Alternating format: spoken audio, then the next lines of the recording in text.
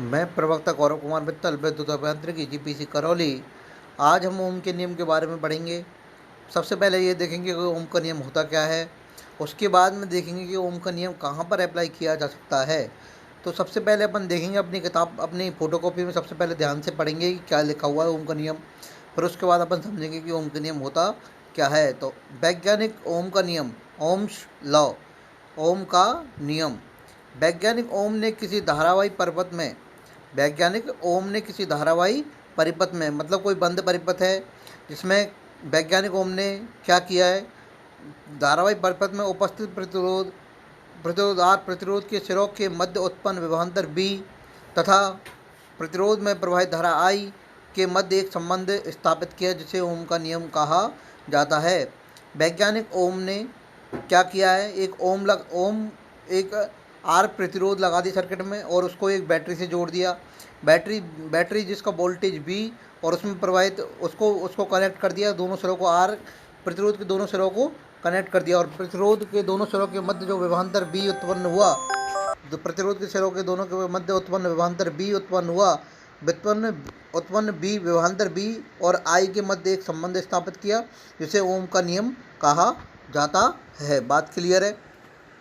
इस नियम को कहाँ कहाँ अप्लाई किया जा सकता है, कहाँ कहाँ नहीं किया जा सकता, पहले ये सुन लें। इस नियम के अनुसार यदि किसी चालक की भौतिक अवस्थाएं इस नियम के अनुसार किसी चालक की भौतिक अवस्थाएं ताप, दाब, आयतन आदि स्थिर रहे। ये नियम यह कहता है कि इसकी कंडीशन है, टर्म्स ऑफ कंडीशन है कि ताप, दाब और आयतन स्थिर रहे। किसका? धारावाही चालक का स्थिर रहे। तो चालक में प्रवाहित धारा आई तथा इसके सिरों के मध्य उत्पन्न विभवांतर के समानुपाती होती है।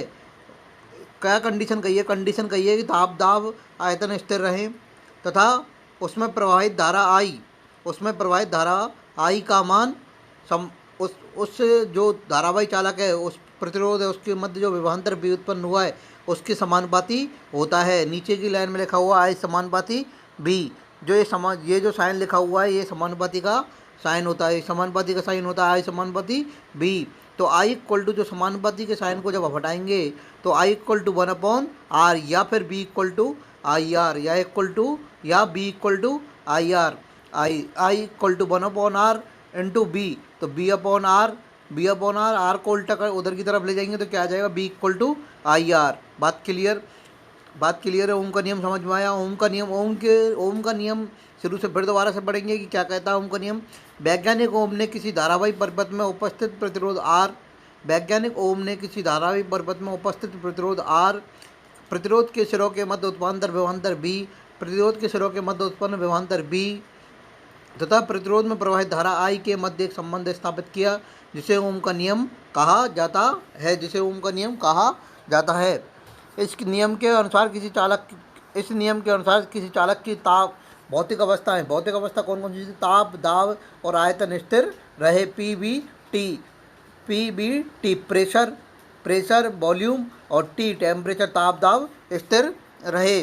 तो उस चालक में प्रवाहित धारा आई का मान समानुपाती होता है उस धारावाही चालक के मध्य उत्पन्न विभवांतर बी के। तो आई समानुपाती B, I equal to B upon R. तो 1/r, जो ये समानुपाती का साइन हटाने के लिए 1/r एक स्थिरांक उत्पन्न हुआ है और B equal to I R कर देंगे इसको। या फिर समीकरण एक ओम का नियम कहलाता है। यहाँ पर आर चालक का प्रतिरोध है जो कि एक स्थिरांक है, कांस्टेंट है। क्या है? कांस्टेंट है। यहाँ पर चालक के लिए धारा और वोल्टता के मध्य ग्राफ खींचा तो क्या प्राप्त हुआ? धारा आई समानुपाती बी है, तो इसके लिए आई और बी के मध्य अगर ग्राफ खींचा जाता है तो ग्राफ जो है सीधी रेखा प्राप्त होती है जिसका ढलान tan थीटा इक्वल टू 1 आता है। जिसका ढलान क्या आता है? tan theta equal to 1। मतलब जितना बी का मान बढ़ाओगे तुम, जितना आई का मान बढ़ाते जाओगे उतना ही वोल्टेज का मान बढ़ेगा। जैसे आई का मान 2 है तो बी का मान भी 2 होगा, आई का मान 4 है तो बी का मान भी 4 होगा, आई का मान 6 है तो बी का मान भी 6 होगा। तो इन दोनों के मध्य जो ग्राफ खींचा जाता है तो एक सीधी रेखा प्राप्त होती है। इस वक्र का ढाल चाल के प्रतिरोध के बराबर होता है। तो आई जब टेन थीटा निकालते हैं अपन, तो टेन थीटा अपन जानते हैं, टेन थीटा इक्वल टू लंब बटे आधार होता है, लंब बटे आधार होता है। तो क्या आएगा, B upon I equal to क्या आएगा, आर। तो टेन थीटा जब निकालेंगे, इसका ढलान निकालेंगे, तो प्रतिरोध के बराबर होता है, प्रतिरोध के बराबर होता है। बात क्लियर है, बात क्लियर है। अब ये देखते हैं कि लंबा आर प्रतिरोध किस किस चीज़ पर निर्भर करता है। तो चालक का प्रतिरोध आर, चालक की लंबाई, उसके आकार और उसकी प्रकृति पर निर्भर करता है। हम जानते हैं कि R equal to rho L upon A होता है। तो रो क्या होता है, प्रतिरोधकता, रेजिस्टिविटी। तो ये चालक की प्रकृति को बताता है, और एल लंबाई और ए क्रॉस सेक्शन एरिया। तो चालक का प्रतिरोध तीन चीज़ों पर निर्भर करता है, किस किस पर, चालक की प्रकृति, आकार और लंबाई, तीनों पर निर्भर करता है।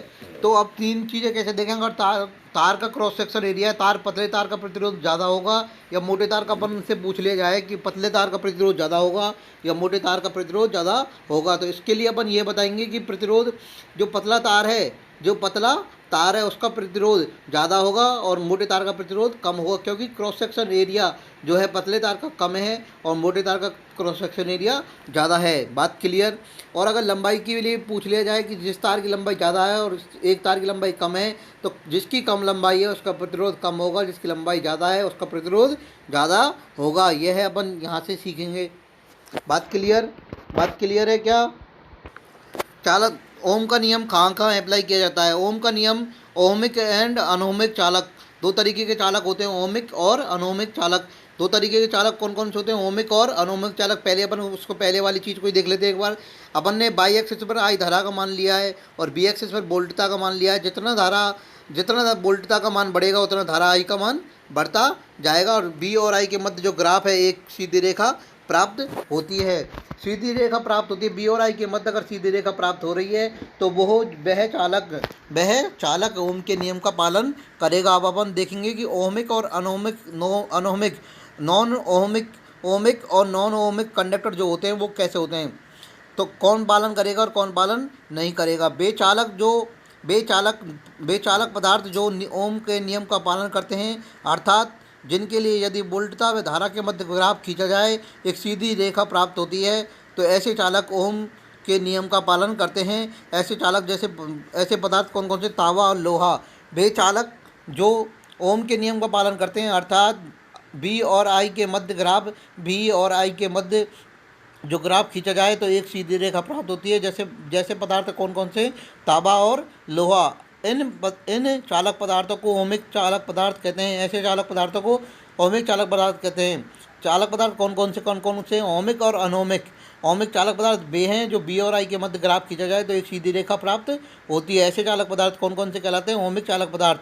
और वे चालक पदार्थ जो ओम के नियम का पालन नहीं करते, मतलब कि बी और आई के मध्य ग्राफ खींचा जाए तो एक सीधी रेखा प्राप्त नहीं होती है, वो एक अलग प्रकार की रेखा प्राप्त होती है। जैसे कि सेकंड ग्राफ में अपन को दिखाया गया है। पहले ग्राफ में क्या दिखाया गया है, बी और आई के मध्य एक सीधी रेखा है, और दूसरे जो ग्राफ में दिखाया गया अनोमिक चालक के लिए बी और आई के मध्य ग्राफ खींचा गया तो एक टेढ़ी रेखा प्राप्त हुई जो कि ओम के नियम का पालन नहीं करती है। ऐसे चालक पदार्थ कौन कौन से हैं जो ओम के नियम का पालन नहीं करते हैं, डायोड है, अर्धचालक ट्रांजिस्टर है और SCR है। अपन ने पढ़ेंगे आगे क्लास में SCR क्या होता है। तो ऐसे पदार्थ जो ओम के नियम का पालन करते हैं उन्हें ओमिक पदार्थ कहते हैं। ऐसे पदार्थ जो ओम के नियम का पालन नहीं करते हैं उन्हें अनोमिक पदार्थ कहते हैं। एक बार फिर दोबारा से अपन देख लेते हैं ओम का नियम क्या कहता है। ओम का नियम कहता है कि किसी चालक पदार्थ में अगर धारा प्रवाहित हो रही है तो धारा प्रवाहित धारा आई का मान उसमें उस प्रतिरोध के मध्य उत्पन्न विभवांतर B के समानुपाती होता है। तो I समानुपाती B, और इस समानुपाती के चिन्ह को हटाएंगे तो एक कांस्टेंट आ जाएगा 1/R। I equal to 1/R into B। तो B इक्वल टू IR। ये है क्या होगा, एक ओम का नियम। ओम के नियम के लिए कंडीशन है कि उसकी भौतिक अवस्थाएं स्थिर रहें, ताप दाब और आयतन स्थिर रहें। ठीक है, बात क्लियर है। तो और बी और आई के मध्य ग्राफ खींचा जाएगा तो एक सीधी रेखा प्राप्त होगी। और इसके लिए ढलान का मान आर के बराबर होता है। ढलान निकालेंगे इसका ढलान, तो ढलान tan theta equal to B by I आएगा, बी बाई आई आएगा, तो उसका मान क्या होगा, आर। क्या होगा, आर या 1/r होगा। अगर बाई एक्सिस पे आई धारा ली हुई है तो आई और बी, तो ग्राफ में आई अपॉन बी करेंगे तो 1/, ढलान का मान 1/r आएगा। ढलान का मान क्या आएगा, 1/r। थैंक यू, धन्यवाद।